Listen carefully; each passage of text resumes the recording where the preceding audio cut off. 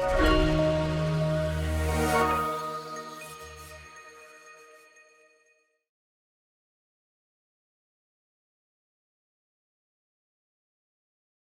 आपने पढ़ा हुआ था binary to grey.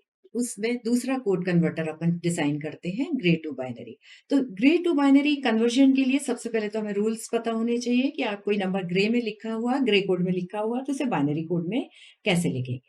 So will take an example. Suppose आपका ग्रे कोड में नंबर है, grey code, your number is 1 1 0 1 0 1।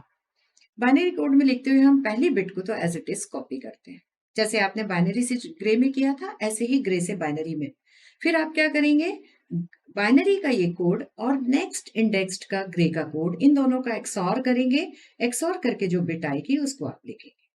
Next फिर इसका एक्सऑर करेंगे, इसके साथ जो कोड आएगी 0 0 का एक्सऑर होगा 0। फिर आप एक्सऑर करेंगे this with the next grey code, तो आपका आ गया 0 1। 0 1 का एक्सऑर हो गया 1। 1 का 0 के साथ करिए, नेक्स्ट कोड आ गई आपकी 1। और 1 एंड 1 एक्सऑर करेंगे तो नेक्स्ट कोड आ गई 0। इस तरह से आप किसी भी बाइनरी ग्रे कोड का बाइनरी कोड जनरेट कर देंगे। पूरा सर्किट बनाने के लिए 4 बिट में हम ग्रे कोड लिखेंगे और उसका इक्विवेलेंट बाइनरी कोड जनरेट करेंगे। इसको समझने के लिए इस टेबल को देखिए। देखिए आपका इनपुट कितना है, 4 बिट का है। 4 बिट को हमने कैसे नंबर्ड कर दिया है या सिंबॉलिक कैसे रिप्रेजेंट किया है। सबसे लीस्ट सिग्निफिकेंट बिट को हमने कहा G0, G1, G2, G3। इसी तरह से आपने बाइनरी, आपका आउटपुट भी 4 बिट का आएगा। आउटपुट को भी हमने least significant to most significant तक नेम्स दे दिए हैं, that is B0, B1, B2, B3। Use this logic to convert each grey code to equivalent binary code. उसके लिए मैं एक एग्जांपल ले लेती हूँ जिससे आपको समझ में आए कि हमने हर रो के करस्पॉन्डिंग बाइनरी कोड कैसे जनरेट किए। एग्जांपल ले लें, आपका ग्रे कोड में आपने 6 लिखा हुआ है, 0 1 1 0। ओके, अब आपको इसका बाइनरी कोड निकालना है तो आपको पता है एमएसवी बिट को हम सिंपली कॉपी कर देते हैं। जो आपका बाइनरी कोड आया नेक्स्ट, उसको अगली पोजीशन की ग्रे कोड के साथ एक्सऑर करेंगे। 0 और 1 का एक्सऑर हो जाएगा 1। फिर आप क्या करेंगे, आपका जो बाइनरी कोड आया है उसको ग्रे अगले के साथ एक्सऑर करेंगे। 1 और 1 का एक्सऑर हो जाएगा 0। फिर आपका जो कोड आया है उसको बाइनरी ग्रे के साथ एक्सऑर ऑपरेशन करेंगे तो कोड आ जाएगा 0। अब आप मैच करिए कि आपकी 6th पोजीशन में जो ग्रे कोड में 6 लिखा हुआ है उसके इक्विवेलेंट बाइनरी कोड ये जनरेट। Got it. इसी तरह से आप नेक्स्ट कॉम्बिनेशंस 8 से 15 तक का जो ग्रे कोड है उसको उसके इक्विवेलेंट बाइनरी कोड में कन्वर्ट कर देंगे। इस तरह से आपकी टेबल कंप्लीट हो गई। कोड कन्वर्टर के रूल क्या है कि आपके जितने आउटपुट है, how many bits are there in the output, 4 bit के आउटपुट है, B0, B1, B2, B3। कितने के मैप बनेंगे, 4 के मैप बनेंगे। किस किस के लिए बनेगा, B0 के लिए बनेगा। जब आप B0 के लिए के मैप बनाएंगे तो आपको ध्यान रखना है, देखिए आप प्रीवियस स्लाइड में यदि हम चलें तो आप देखिए आपका B0 में और इसकी हम मैपिंग करें तो इसका के मैप कैसे बनेगा। आपके के मैप में कितने स्क्वायर बनेंगे, 16। क्यों 16 बनेंगे, इनपुट आपके कितने हैं, 4। 4 इनपुट में कितनी वैल्यूज रहेंगी, कितनी मिन टर्म प्रोड्यूस होंगी, 2 टू द पावर 4 इज 60।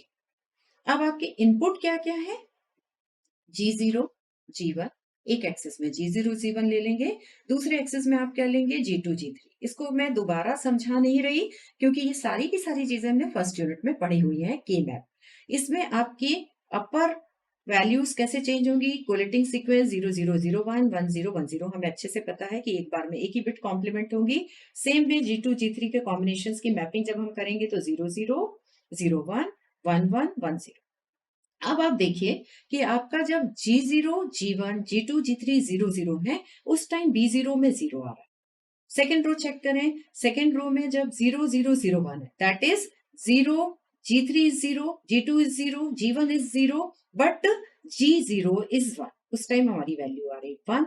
और इस तरह हमने हर रो के करस्पॉन्डिंग मैपिंग कर दी है। 2 के लिए 1 आ रहा है, 3 के लिए 0 आ रहा है। नेक्स्ट 4 देखिए, आप 4 रो देखिए, 4 5 6 7। तो 4 के लिए 1 आ रहा है, 5 0 है, 6 0 है, 7 के लिए 1 आ रहा है। नेक्स्ट देखिए, B0 आपका 8 के लिए 1 आ रहा है, 9 के लिए 0 आ रहा है, 10 के लिए 0 आ रहा है, 11 के लिए 1 आ रहा है। सेम वे 12 के लिए 0, 13 के लिए 1, 14 के लिए 14 आपका कितना है 1 और 15 है 0, राइट। अब आप इसका रिड्यूस्ड एक्सप्रेशन निकालने के लिए हम के की पेयरिंग करेंगे, लेकिन आप देखो इसमें सारे ही जो 1 है ये डायगोनल पोजीशन पे है और किसी भी 1 को किसी भी 1 के साथ हम क्लब नहीं कर पा रहे। अब आपको इसके लिए एक्सप्रेशन निकालना है। आप हर एक मिन टर्म को लिख देंगे और उन मिन टर्म की प्रॉपर पेयरिंग करते हुए रिड्यूस्ड एक्सप्रेशन निकालेंगे। वी ऑल नो कि जब इस तरह से डायगोनल ये आ रहे हैं, किसके लिए के मैप था, ये B0 के लिए के मैप था, तो B0 का एक्सप्रेशन क्या आना चाहिए, it is nothing but G0 XOR G1 exclusive और G2 एक्सक्लूसिव और G3, राइट। आप यही प्रोसीजर देखिए, ये के मैप बना, इस के मैप में चूंकि ऑफ डायगोनल आपके पूरे 1 जो है वो सिंगल सिंगल मिड टर्म से ही बन रहे हैं, सारी मिड टर्म को आप लिखेंगे और उसके लिए रिड्यूस्ड एक्सप्रेशन लिखेंगे। अब आपको क्या करना है, आपके आउटपुट में B1 है, B1 के लिए के मैप बनाएंगे, सेम मैपिंग करेंगे ट्रुथ टेबल को देखते हुए, और ट्रुथ टेबल को देखने के बाद यदि हम B1 का एक्सप्रेशन लिखेंगे तो आप देखिए B1 का एक्सप्रेशन में क्या आ रहा है, आपके 4 स्क्वायर बन रहे हैं। चारों स्क्वायर के लिए रिड्यूस्ड एक्सप्रेशन लिखिए। आपका पहला स्क्वायर जो फर्स्ट रो में बन रहा है, इसमें G2 G3 दोनों 0 0 है, तो आपका एक्सप्रेशन क्या आ जाएगा, G3 बार G2 बार। नेक्स्ट देखिए, ऊपर दोनों कॉलम देखिए, कॉलम में कांस्टेंट है G1 और G1 की वैल्यू क्या है 1, तो ये आ गया G। अगला स्क्वायर जो सेकंड रो में बन रहा है फर्स्ट 2 कॉलम से, इसमें क्या आएगा G3 बार और G2, और ऊपर आप देखें तो ऊपर कांस्टेंट क्या है G1, लेकिन G1 की वैल्यू क्या है 0। सेम वे थर्ड रो में जो हमारा स्क्वायर बन रहा है, उस स्क्वायर के लिए टर्म आएगी, रो से देखिए G3 G2, क्योंकि G3 G2 1 1 है, और ऊपर थर्ड और फोर्थ कॉलम से देखिए तो G1 1 है और G0 is changing from 1 to 0, तो वो टर्म ड्रॉप हो जाएगी। इसी तरह आपका जो सबसे लास्ट रो में स्क्वायर बन रहा है वो फर्स्ट 2 कॉलम से बन रहा है, तो लास्ट रो में G3 इज 1 तो G3 आएगा, G2 0 है तो G2 बार आएगा, और ऊपर से आप दोनों कॉलम को देखिए 0 0 0 1, the variable which is changing is G0, वो ड्रॉप होगा, और the variable which is unchanged is G1, और G1 की वैल्यू है 0, तो दिस इज G1 बार। अब आप क्या करोगे, ये तो आपका हो गया एक्सप्रेशन, लेकिन हमें पता है कि इसकी जो टर्म है ये रिड्यूस्ड हो सकती है, तो आप इसको रिड्यूस करने के लिए क्लबिंग करेंगे, और जब हम इसे क्लब करके रिड्यूस्ड एक्सप्रेशन बनाएंगे तो आप पाओगे कि ये आपका एक्सप्रेशन आएगा G1 XOR G2 XOR G3, right. Taking G1 bar common will get G2 और G3 का XOR है, और टेकिंग G1 कॉमन तो G2 और G3 का XNOR है, that is nothing but B1 का आपका रिड्यूस्ड एक्सप्रेशन। इट्स बेटर कि इसको हम कैसे इंप्लीमेंट कर दें, XOR से इंप्लीमेंट कर। सेम वे हमने B3 के लिए किया है। B3 के लिए जब आप एक्सप्रेशन लिखेंगे तो आपका एक्सप्रेशन B3 के लिए आएगा। B3 के लिए आप एक्सप्रेशन देखिए, 2 रो पूरी कवर हो रही है, तो इस रो में कवर हो रहा है G3 G2 की वैल्यू G3 0, इसलिए G3 बार G2, क्योंकि G2 1 है, और सबसे लास्ट रो में देखिए G3 1 है, इसलिए G3 G2 bar. Again you know this is nothing but G3 XOR G2, right. ये आपको एक्सप्रेशन मिल गया। किसका एक्सप्रेशन मिला, this is the expression for, not for B3, it is for B2, right.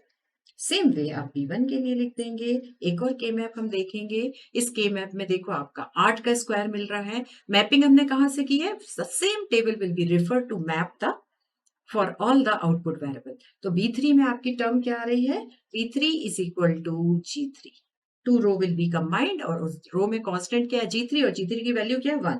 तो इस तरह से आपको चारों आउटपुट के लिए आपने रिड्यूस्ड एक्सप्रेशन निकाल दिया। आपके आउटपुट बिट थी B0 B1 B2 B3, चारों मिलने के बाद हम उसका लॉजिक सर्किट ड्रॉ कर दें। देखिए ये हमने समराइज करके लिख दिया हुआ है। इस समराइजेशन को फिर हमने इंप्लीमेंट किया है। आपका इंप्लीमेंटेशन सर्किट में 3 XOR गेट यूज होंगे। आप देखिए G3 is equal to B3 is equal to G3 output को हमने सीधे B3 कह दिया है। G3 और G2 को XOR करके B2, G3 G2 और G1 को XOR करके B1, और G3, G2, G1, G0 को XOR करके B0। So what is this? This is the digital circuit. किसका डिजिटल सर्किट है? आपका इनपुट क्या था? ग्रे कोड 4 बिट की, G0, G1, G2, G3। Code converter बनाया। कोड कन्वर्टर जो आउटपुट देगा वो आपका बाइनरी कोड होगा, और बाइनरी कोड में कितनी बिट है? 4 बिट, और वो बिट कौन सी है? B0, B1, B2, B3। So this is a circuit which can convert your input gray code to binary code.